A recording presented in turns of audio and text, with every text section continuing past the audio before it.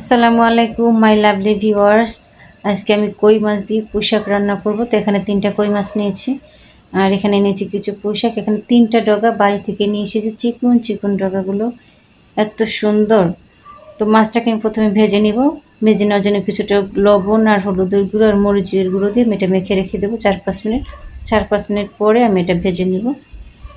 তো হলুদের গুঁড়ো, মরিচের গুঁড়ো, লবণ দিয়ে আমি খুব হাত দিয়ে ভালো করে মেখে নিতেছি। এই পুঁইশাকগুলো কিন্তু বাড়ি থেকে নিয়ে এসেছি, খুব বেশি আনিনি, কারণ মাত্র গাছগুলো জাংলায় উঠছে, বেশি আগা হয়নি। তাও 3 টাকা কেটে নিয়ে এসছে, মানে দেখে লোভ সামলাতে পারিনি। বাড়ির পুঁইশাক, এই চিকন চিকন পুঁইশাকটা সবসময় খেতে খুব বেশি ভালো লাগে। এটা ভাজি, রান্না, মানে মাছ দিয়ে রান্না, যে কোনো মাছ দিয়ে রান্না খুবই খুবই মজা হয় এই চিকন পুঁইশাক।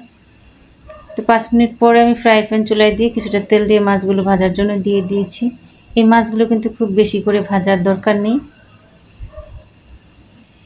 এই পাশটা হয়ে গেলে ওই পাশটা উল্টে দিব।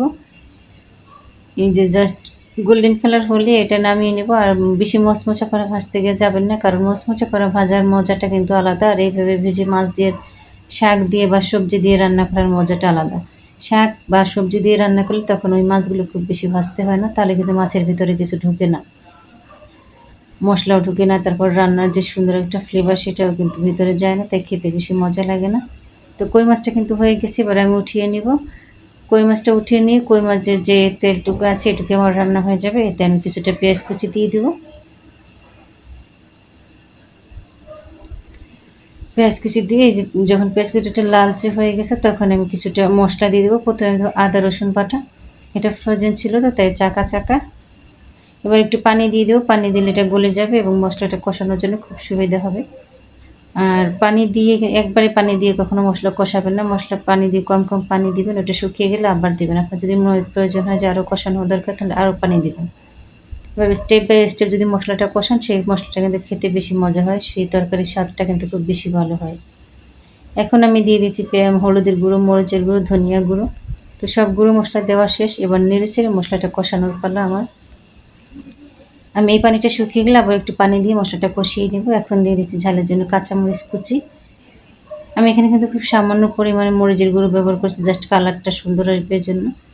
মশলাটা কিন্তু কষানো হয়ে গেছে, যে দেখেন। এখন আমি মাছগুলো দিয়ে দিলাম। মাছগুলো দিয়ে নেড়েচেড়ে এবার আমি উপরে শাক দিয়ে দিব। আপনাদেরকে আমি একটা টেকনিক শিখিয়ে দিই। মানুষ বলে না শাক দিয়ে মাছ ঢাকা যায় না, দেখেন আমি মাছগুলো খুব সুন্দরভাবে ঢেকে দিয়েছি। আপনারা চাইলে ভেবে শাক দিয়ে মাছ ঢাকতে পারবেন।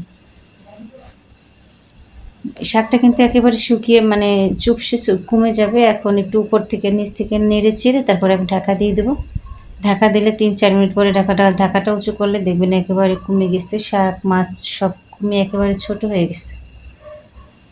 কারণ এত তরতাজা শাক, মানে পরিমাণও কম আর খুবই খুবই সুন্দর শাকের লতাগুলো। এই দেখেন 3-4 মিনিট পরে একেবারে কমে গেছে। এখন আমি একটু পরিমাণ মতো পানি দিয়ে দেবো, যেন শাকের ডাঁটাগুলো সিদ্ধ হয়, মাছটা রান্না হয়। খুব বেশি পানি দিতে যাবেন না, কারণ খুব বেশি পানি দিয়ে জাল করতে গেলে কিন্তু তরকারির স্বাদ নষ্ট হয়ে যাবে, কালারটাও নষ্ট হয়ে যাবে।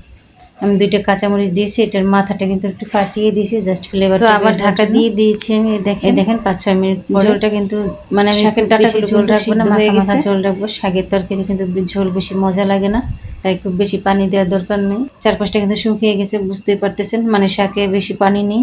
মানে আমি সামান্য পরিমাণে ঝোল দিয়েছিলাম, আর শাক থেকে যেটা বের হয়েছে এতে আমার শাকটা রান্না হয়ে গেছে। এখন দিয়ে দিচ্ছি আমি ভাজা জিরের গুঁড়ো। ভাজা জিরের গুঁড়ো দিয়ে আমি ঢাকা দিয়ে 3-4 মিনিট রেখে দেবো। 3-4 মিনিট পরে এসে আমি এটা সার্ভিং ডিশে তুলে নেব খাওয়ার জন্য। রান্না কিন্তু হয়ে গেছে, পুঁইশাক দিয়ে কই মাছ রান্না, খুবই মজার একটা রেসিপি। সবাই, এখন তো পুঁইশাক পাওয়া যায়, আর পুঁইশাক তো আসলে এখন 12 মাসের সবজি, শাক এটা 12 মাসই পাওয়া যায়।